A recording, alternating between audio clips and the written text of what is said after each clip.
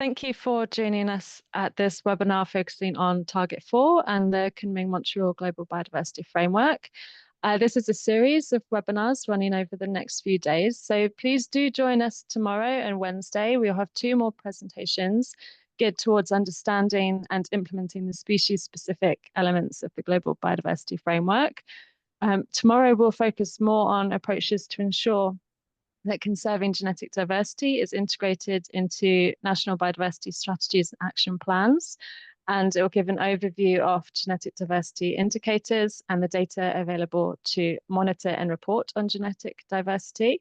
And on Wednesday, we'll also be giving an overview of the STAR metric and how it can be used as a tool to measure progress towards species conservation targets by quantifying actions that are best placed to reduce threats towards threatened species and restore habitat. Today, our focus is on Goal A and Target 4 of the Kunming-Montreal Global Biodiversity Framework and targeted actions to prevent species extinction. Our first speaker, Phil McGowan, is going to introduce us to the framework. Phil is a professor of conservation science and policy at Newcastle University, and he also chairs the IUCN SSC Global Biodiversity Framework Task Force. This was previously the post-2020 Biodiversity Targets Task Force. We are also joined by Stuart Butchart. Stuart is a chief scientist at BirdLife International, where he leads a team enhancing BirdLife's partnership and conservation programs through the development of scientific data sets, research, and priority setting. He also sits on the SSC Species Survival Commission Steering Committee, the ad hoc technical expert group on indicators, as well as the Global Biodiversity Framework Task Force. Our third speaker today is Francesca Ridley. She also joins us from Newcastle University. She's a postdoctoral researcher associate, where she's working on furthering the development of the species threat abatement and restoration metric, which we'll be talking more about on Wednesday. Thank you to our speakers for joining us today. I'd like to now pass over to Phil McGowan to begin the presentation.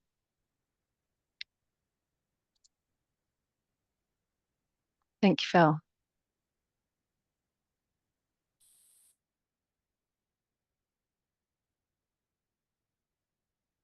Thank you very much, Ali, for that introduction. So I've adjusted the title of this a little bit from that which was advertised. It covers the same material, but indicating that we're really keen to see, given the huge challenge that we've got with Goal A of the Kunming-Montreal Global Biodiversity Framework, how can we be as strategic as possible in trying to address the needs of species? So what we'll go through in this in the next 45 minutes or so is I'll give a little bit of context to the framework. We'll talk a little bit, introduce Goal A and the key targets, indicating why we really do need Target 4. Then we'll look at Stu will look at some of the keywords and phrases in Goal A and Target 4. We'll also look at research that we've undertaken that shows that targeted action, so if we can be strategic, if we can be careful and thoughtful about where we direct our resources, we really can make a measurable difference.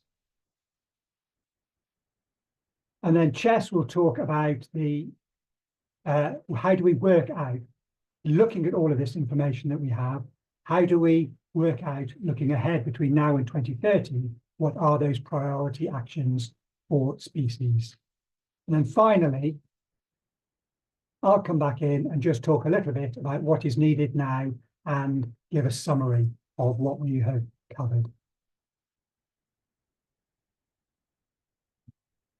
So the context, and I'm sure this is familiar to very many people, but I think it's very helpful just to remember what that is. So we've been very fortunate, if you like, with the Global Biodiversity Framework in having 2 big United Nations reports in 2019 and 2020. The first of these is the IPBES, the Intergovernmental Platform on Biodiversity and Ecosystem Services, the Global Assessment Report on Biodiversity and Ecosystem Services. So there were quite a number of very important messages that came out of that assessment. The two of them that are relevant here are one that, using information from the IUCN red list of threatened species, extrapolated that there may be up to 1 million species threatened with extinction. So just showing the scale of the task that we follow. A second piece of work that was very relevant in providing context was the analysis that really showed there are 5 main drivers of biodiversity loss. So land and sea use change, overexploitation, pollution, invasive species, and climate change. So 2 of those things are really important contexts for the framework. And the second report, published the following year, in September 2020, just before COP15 was first due to take place, which was supposed to be in December of 2020. This Global Biodiversity Outlook 5 was the report on the previous Convention on Biological Diversity plan, the strategic plan for 2011 to 2020. And that indicated that of the 20 Aichi Biodiversity targets, none of them have been met fully. Some have been met partially, but none have been met fully. So looking at the target that I'm sure many of us are very familiar with, the Aichi Biodiversity Target 12, which is the one specifically concerned with species, the target there was split into 2 clauses. So the first clause is the extinction of known threatened species has been prevented. And the second clause is about improving the conservation status of the species most in decline. So the semicircle in the middle indicates the yellow indicates that the first of those was partially met, and some progress had been made towards stopping species becoming extinct. But the purple in the other arc indicates that the situation had actually got worse. So there was not only was there no progress towards overall reducing the conservation status of species, but the situation had got worse. So that led to the conclusion that the target had not been met. So when we look ahead at around the time of the framework being adopted in December 2022, the numbers are pretty daunting. So globally, there are nearly 45,000 species at that time had been assessed as extinct in the wild, critically endangered, endangered or vulnerable. Of those, there are nearly 100 species, 84 species were considered extinct in the wild. Nearly 10,000 species were considered critically endangered. And just looking nationally, some of those numbers, if you're a party or if you're interested, you're an NGO or working in a university or any other organization in Argentina, Cameroon, or Indonesia, you can see that you've got hundreds, or in some cases, even thousands of threatened species that need to be, need some action. I need action of some sort or another. But we do know, I'm not going to talk a great deal about this now because we'll talk about this a little bit more shortly, but we do know, and this was emphasized in Global Biodiversity Outlook 5, and this was the result that indicated some progress had been made towards Aichi Biodiversity Target 12. We do know that if we do really target our efforts, we can make a difference. So there is room for optimism. It's not all doom and gloom. So I'll move on now to the framework itself, just to give those of you that are not familiar with it, just that high-level overview. So the framework, it runs to more than 11,000 words, more than 5,000 words over 11 pages, and there's a great deal of complexity in it. But put simply, there is one section or one chunk of sections, 5 sections, that really give the background and talk about why the framework is important, and introduce in section C a range of what they have called considerations. The importance of those considerations can't really be overstated. At some point, they were considering calling those considerations principles. So do have a look at that section. It indicates just how important some of these issues, like a whole of society approach, collective effort towards the targets, these things are fundamental to the implementation, review and evaluation of the framework. And then the next three sections are those that we're probably most familiar with and are inevitably attracting most attention. The global goals. So these are the outcomes that we want to see. And sensibly, they've been given a long time frame up to 2050. But rather than just simply have actions for 2050, when we may need to check those targets and see if they need changing or adjusting, and we certainly need to make sure that there is action underway under each of the targets that we have set, that the parties have set to achieve those goals. The 23 action targets have got a date of 2030. So we've got goals that give the outcomes. There are 4 of those, and 23 targets describe action that is necessary to achieve the outcomes in those 4 goals. And then the final 3 sections are all the detail on how the framework, what capacity is needed to implement it, what resources, what support is needed to facilitate the implementation of the framework, and making sure that the framework is implemented responsibly and transparently, and a whole range of communication and education issues dealt with in the final section. So those are the sections in the Global Biodiversity Framework. So looking at the structure, particularly around the biodiversity part, as I said, there are 4 goals and 23 targets. We're only going to touch on 1 goal and 8 targets, but then really focusing on one of those targets. So here's the structure, that in the middle, we've got the targets that run to 2030, and these are the first 8 of the targets, all necessary to achieve the outcomes for biodiversity. And then there's a suite of indicators that will indicate progress. So if we look at the biodiversity outcomes that are stated in Goal A, they're split into 3 clauses.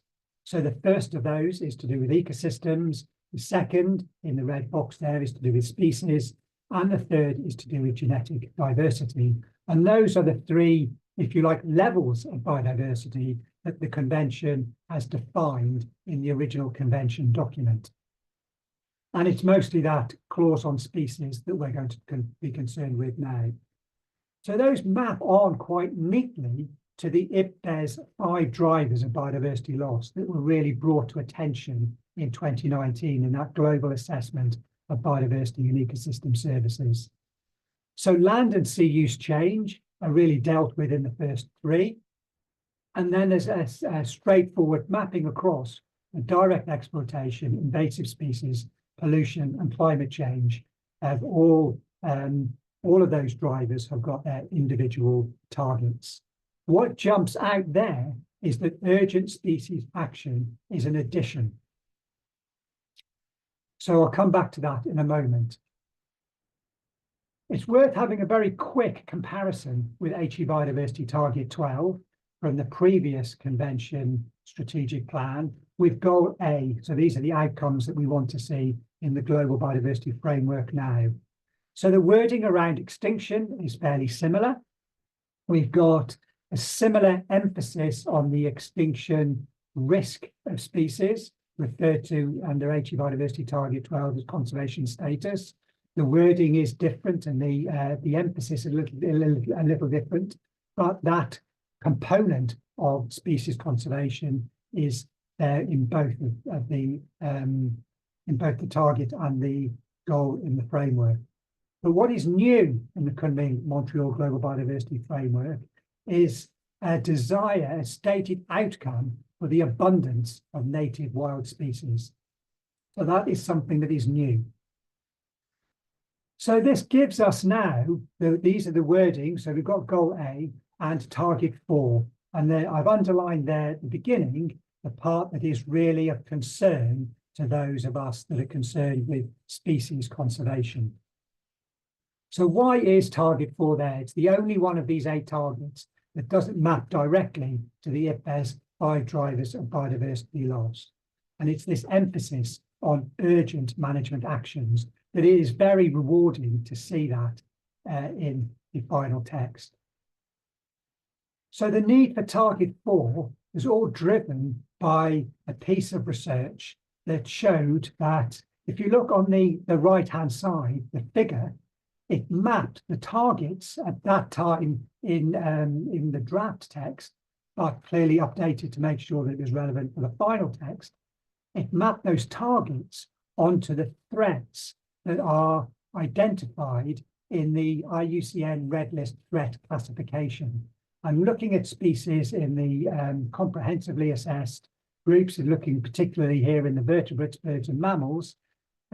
We can see that whilst many of the targets do address quite a lot of those threats that are identified in the red list, there is still a lot of species, more than half of the species would not have enough, sufficient of their extinction risk reduced if we simply reduce the threats. So clearly reducing all the threats like overexploitation, invasive species, land and sea use change, those are huge tasks. There's an awful lot of work to do. But because of the quality of the information in the IUCN Red List, we know that it's not enough for, in this case here, looking at birds, mammals, for more than for nearly 4,500 species. So Target 4 is very important. And these are the kinds of actions that are important. And I think we can see those as fairly typical actions that we are familiar with when it comes to urgent critical action for species. So protecting particular sites, looking at ex situ conservation. We know that a number of species are only still extant because they are in captive collections. So a range of these measures are very important.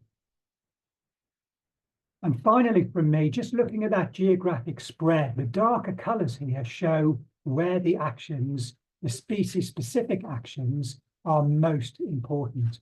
So perhaps the inevitable countries that we are familiar with, often highlighted as important. So Mexico, Indonesia, China, Brazil, Colombia, Australia, all highly important for species that need species-specific actions. Simply reducing the other threats is not going to be enough.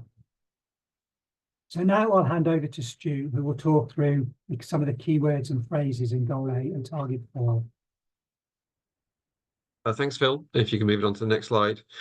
So thanks very much, everyone, for joining us today. We've seen the wording of Goal A and Target 4 in Phil's slides.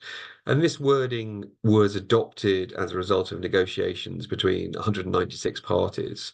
And as a consequence, the result is inevitably a compromise in language and terminology. And that creates some real challenges in interpretation and operationalization. We have a paper coming out shortly in Bioscience, led by Phil, in which we analyze the different elements within this goal and target relating to species. And the relevant clauses contain 37 words, but there's some quite complex concepts and a considerable degree of nuance. So we examine their meaning and implications, which I'll summarize here. Next slide. So Goal A talks about human-induced extinctions. And if you can move on to the next slide, Phil. Thanks. So this excludes things like earthquakes and volcanoes. An example is the San Benedicto rock wren, a subspecies of rock wren that went extinct in 1952. It was found only on an island off Mexico that was destroyed through a volcanic eruption. We can't do anything about that sort of thing. So this target is excluding those kind of extinctions, but it does include things like hurricanes, floods, and fires, which are occurring at far higher intensity and frequency because of human-driven climate change. And so we want to halt human-induced extinction of known threatened species, so essentially those that are listed as threatened, critically endangered, and vulnerable on the IUCN Red List or on national lists. And we want to halt those extinctions. So that means from the point at which the target was adopted the goal was adopted in 2022. This isn't something that we're aspiring to achieve by the end of the decade, but to take place immediately.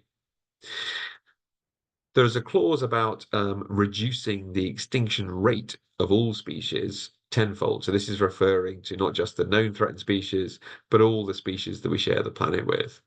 Reducing that tenfold means reducing it down to 10% of the baseline rate.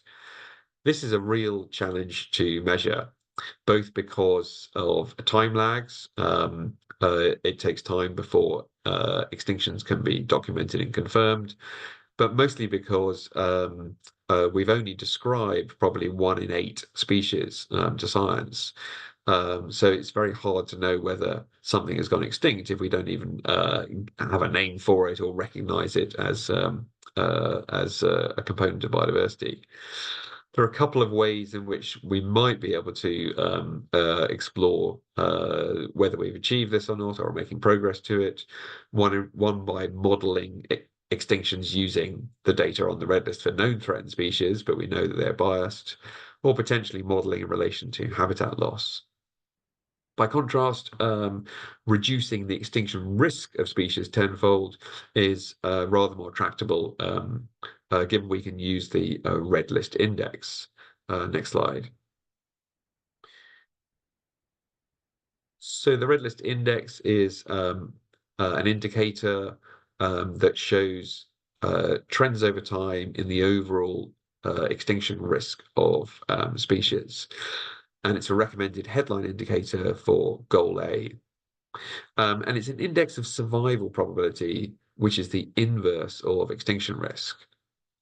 Click on, please, Phil. Do the next couple of ones. There seems to be quite a big delay for me. I'm not sure whether others are getting that.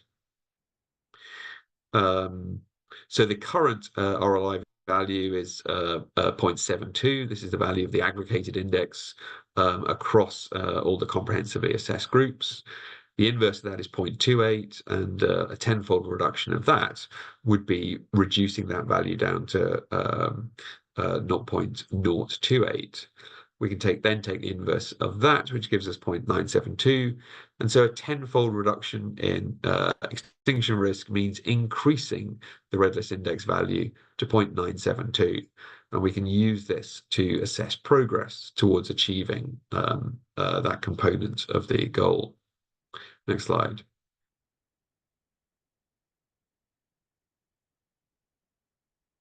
Goal A also goes on to address the abundance of native wild species. We can measure this using the Living Planet Index or equivalent metrics of population abundance, focusing on native wild species, so not including domesticated or introduced species. And healthy and resilient levels we would interpret as meaning that abundance is increased to a level that ensures long-term persistence and contribution to ecosystem structure and function. And it implies that this is needed throughout each species' native range. So if they've been extirpated, then reintroduction or recolonization would be necessary. Next slide. So target 4, as we've heard, focuses on urgent management actions. These are species-specific actions that are needed above and beyond the efforts to mitigate threats such as habitat loss, unsustainable harvest, invasive species, pollution, climate change. These are the focus of other targets in the framework. And we want these actions to lead to recovery and conservation of species. So that means not only reducing species extinction risk, e.g. to least concern, but also restoring their populations to levels at which they contribute to ecosystem function, consistent with the abundance clause we were just talking about.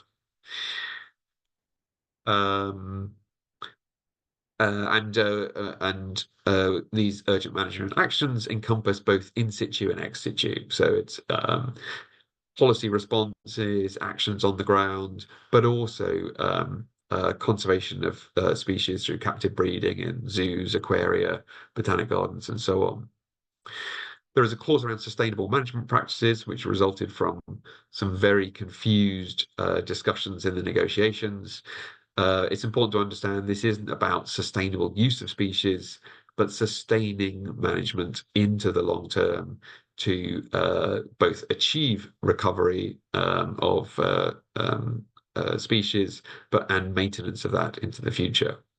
And then lastly, there's some wording around human-wildlife conflict, which typically requires a very different set of actions. And this clause was sort of slightly shoehorned into this target alongside the urgent management actions and efforts to reduce extinction risk. Next slide, please. So meeting goal A and target 4 is going to be a huge challenge. And can we rise to that challenge and achieve it? To address this question, we published a study in 2020 where we attempted to quantify how many extinctions have been prevented by conservation action over the last decade and since the Convention on Biological Diversity came into force in 1993. Next slide.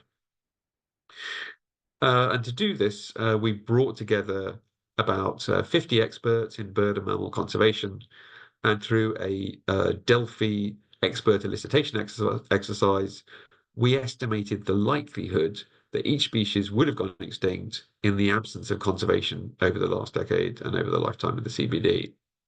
So these figures show the results for birds on the left and mammals on the right, and the points and the lines for each species illustrate the minimum, maximum, and our best estimates of the likelihood that extinction would have happened in the absence of that conservation action.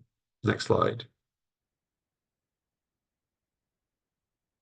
So we estimated that between 21 and 32 bird species would have disappeared were it not for that conservation action. Species like the yellow-eared parakeet, yellow-eared parrot, that recovered from just a few individuals to over 2,000 by 2019 as a result of habitat protection and restoration, and a public awareness campaign that led to a ban on the use of wax palms, which this species is highly dependent upon for nesting. And without this action, we estimated that there was an 80% chance that this species would have gone extinct over the period, ranging from 60 to 90%. And among the mammals, between 7 and 16 species would have gone extinct without conservation action. Species like the black-footed ferret, for which captive breeding and release helped to prevent extinction from habitat loss, disease, and inbreeding. And we estimated that this species had a 95% likelihood that it would have gone extinct without that action. Next slide. And if we now compare the numbers of actual extinctions with the numbers that were prevented, we can see that extinction rates would have been 3 to 4 times higher without conservation action since 1993, and about 2 to 4 times higher since 2010. So species like the cat-bar langur, a species that's endemic to an island in Vietnam, and was saved from the brink, brought back from the brink of extinction by establishment of a protected area and controls to stop poaching. Species like this and many others wouldn't exist today outside of museum drawers were it not for the action that was implemented in recent decades. Next slide. And as well as simply averting extinctions, there are lots of examples show that we can also reduce extinction risk by reversing declines and increasing numbers and distribution of threatened species. Next slide. And similarly, conservation action can recover population abundance. These graphs show global vertebrate population trends from the Living Planet database for species subject to conservation actions in green, the upper lines, and not targeted by conservation actions in purple, the lower lines, under 4 different scenarios for how you define these sets of species. And we can see that those receiving conservation action declined. Those receiving action increased while those that didn't receive action declined. And so there's a range of evidence that gives us confidence that we can meet these ambitious aims in the the goal A and target 4 of the framework, provided sufficient actions are implemented at sufficient scale. And now I'll hand over to Chess, who'll pick up from that point. Thank you. Great, thanks, Steve. Yeah, so what I'm going to talk about now is some approaches for taking a strategic approach, basically, to how we decide what actions we're going to take, what actions are of high priority. To take all that we know and that these actions do work, and transform that from 3-4 times reduction to the 10-fold reduction that we need. Could you advance this? Oh, lovely, thank you. And so, yeah, just a few more, please, Phil. Yeah, so as already highlighted, within goal A, so of those 8 targets, 7 really focus on those pressures underlying the extinction risk, and then we have target 4, which is the urgent management. So to take a strategic approach, what we're proposing is firstly needing to identify what underlying pressures are of high priority to address in a particular location, and also then what species are require these urgent management actions. And with those 2 steps, we should have a really good strategic approach to implementing action. And next slide, please, Phil. And just a couple more clicks, if that's okay. Lovely, thank you. So on underlying pressures, some of the work that has been produced from researchers in Newcastle and collaborations more broadly is the species threat abatement and restoration metric. I'm not going to go into too much detail on this. As Ali mentioned, there is an upcoming webinar that focuses on this a bit more specifically. But what this metric does is it assesses which threats would have, by addressing which threats would have the greatest benefit to species in terms of reducing species extinction risk in particular locations. And you can break that down by threats to see which threats are the highest priorities to address, and also which locations are the highest priorities to address in terms of reducing threats. And in terms of the global analyses, this uses data from the IUCN Red List, the global Red List. But there's another example here in where that has been implemented on a national level with national red listing data as well. And so in theory, this shows you the benefit in terms of reducing species extinction risk that could be achieved by taking action to alleviate and mitigate particular threats, with the idea that if you completely alleviate and mitigate threats, then a species should be able to be downlisted from whatever threatened category it is to least concern. Next slide, please, Phil. And then so the second strand in this is the research that Stu talked about in terms of how we actually identify which species require urgent management actions. And so there are 3 criteria that underpin this. So the first being whether that species is impacted by combinations of threats and stresses that are not addressed by those pressure-based targets. So these species really fall between the gaps of those other targets in goal A. And so without this specific action, their situation is likely to worsen further. And so examples of threats and stresses not directly addressed by other targets would be problematic native species and diseases. And then so the second criteria is that they require very species-specific action. So that's like the ex situ conservation methods that Stu was talking about. And then the third criteria is if they have a very small population size. So this makes them more susceptible to genetic-related effects that place them at a higher risk of extinction due to small genetic diversity. And next slide, please, Phil. And so what we've been doing is developing a user-friendly platform that leads the user through these steps and summarizes some of these data sets that we've been working on a national level, with the hope that this can help countries or anybody involved in sort of national biodiversity planning to prioritize the actions that they're going to take. And so I'm going to do a demonstration of this for you now.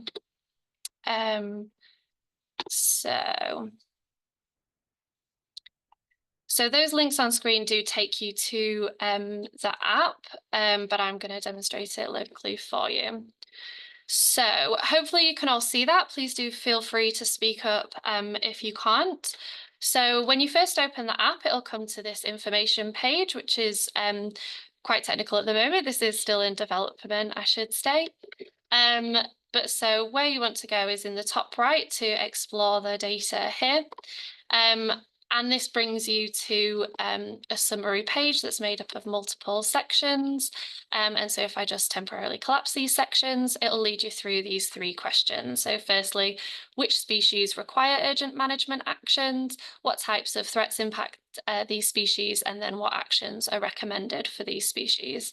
And so in the panel to the left, you can then select the country that you're interested in. So it'll open on Aruba, which is the first alphabetically. So all the countries are listed alphabetically by the iOS code. So you can just go down this list and select whichever country that you're interested in.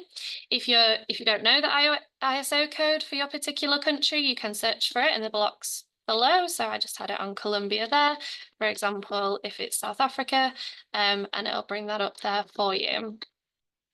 And then so to go through some of the information that's being presented here, it'll give you the number of threatened mammal, bird or amphibian species according to the red list, and then of those, the number that require urgent management action.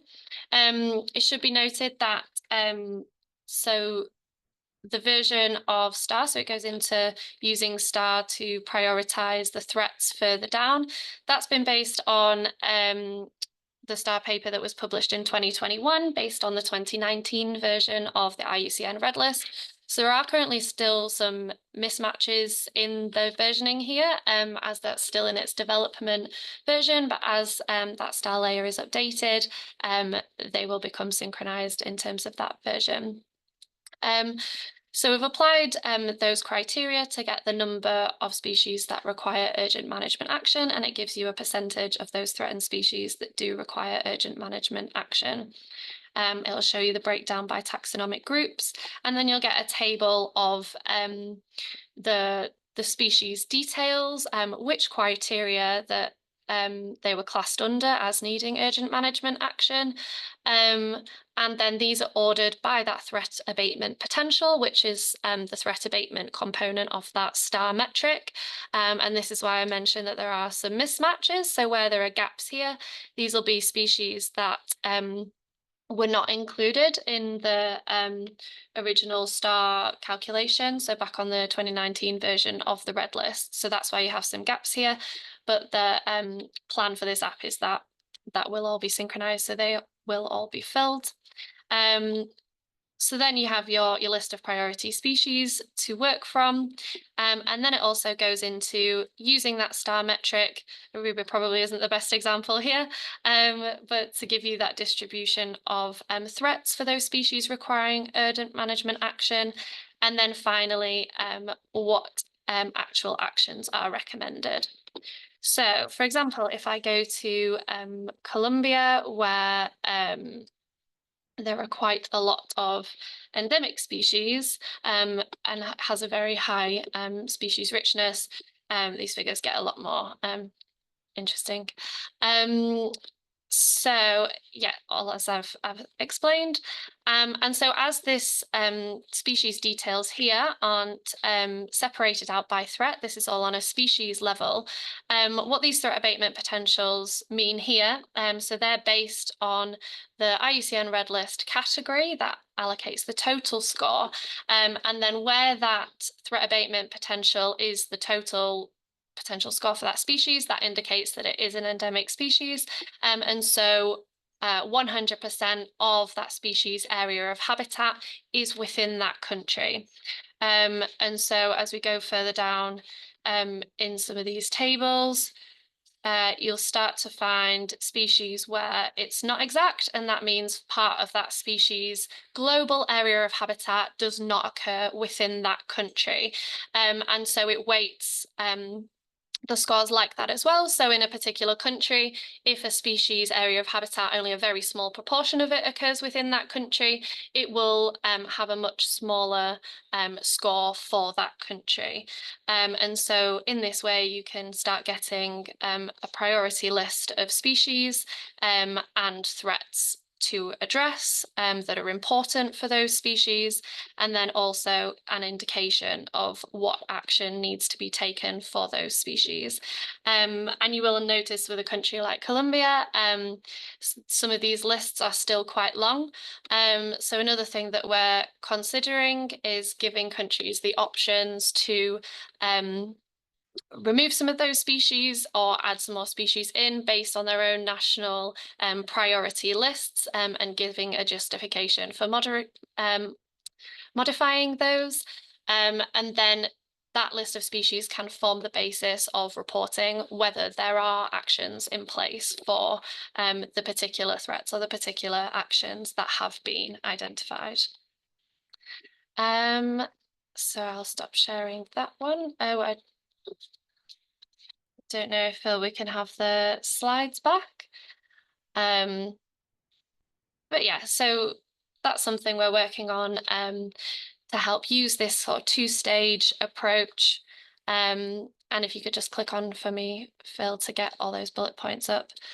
So using this two-stage approach by identifying the priority threats to address and also the priority species that require urgent management actions, to then take a strategic approach to planning action under Target 4. Thank you.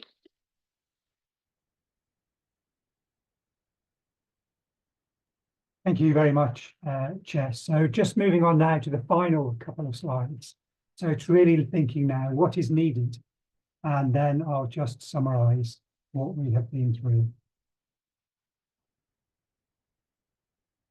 So what is needed now? We do, there's clearly a need.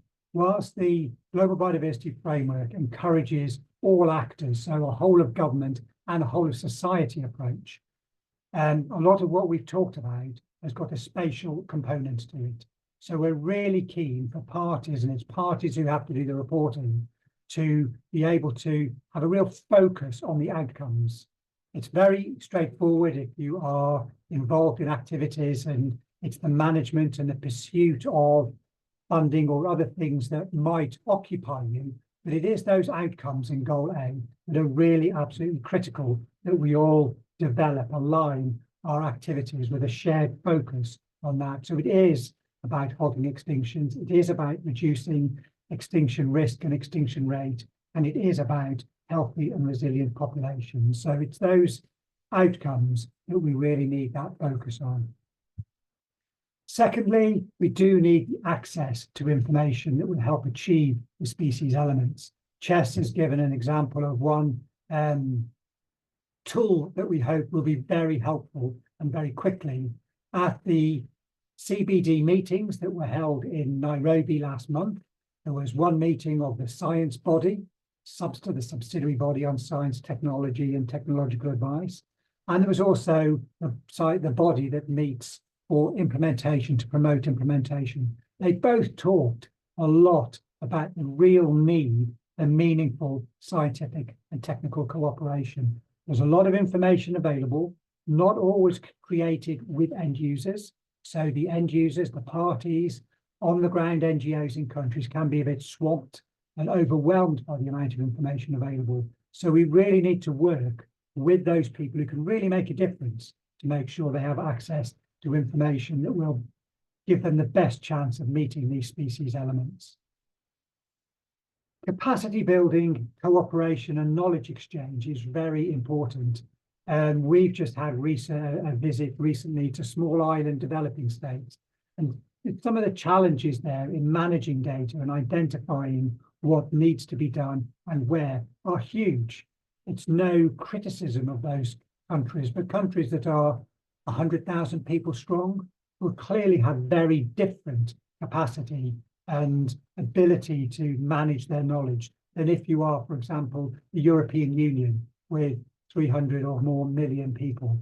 So very great diversity and variation in the capacity and the knowledge management abilities that parties have. And finally, whilst there is an awful lot of information available, I hope that we've shown that some research needs still are, there are still some very strong research needs.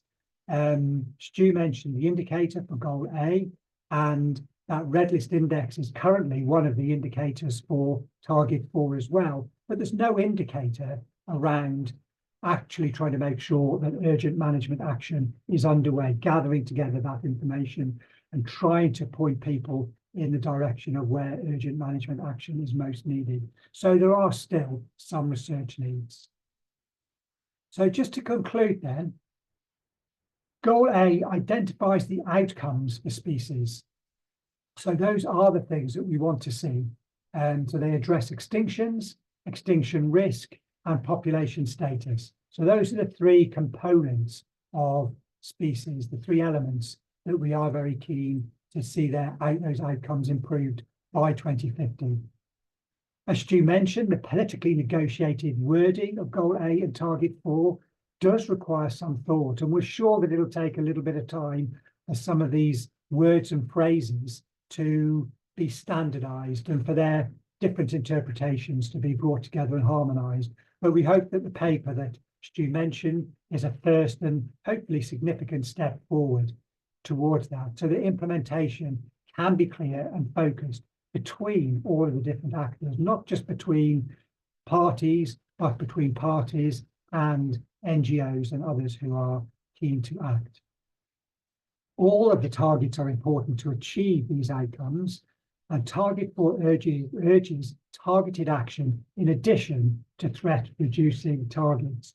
Whilst the whole framework is acknowledged as being urgent, target 4 is the only one of the 23 targets that actually calls for urgent action. We do know that targeted action does make a measurable difference. So if we can really focus those actions on where we can see the biggest reduction in overall species extinction risk, we should be able to see a significant contribution towards meeting that 10-fold reduction in extinction risk, allied with, as Stu said, the scaling up of efforts and resources going into this. There is an increasing amount of scientific information available, and we hope that this 2-stage process that we have presented does indicate that the science is there to support implementation.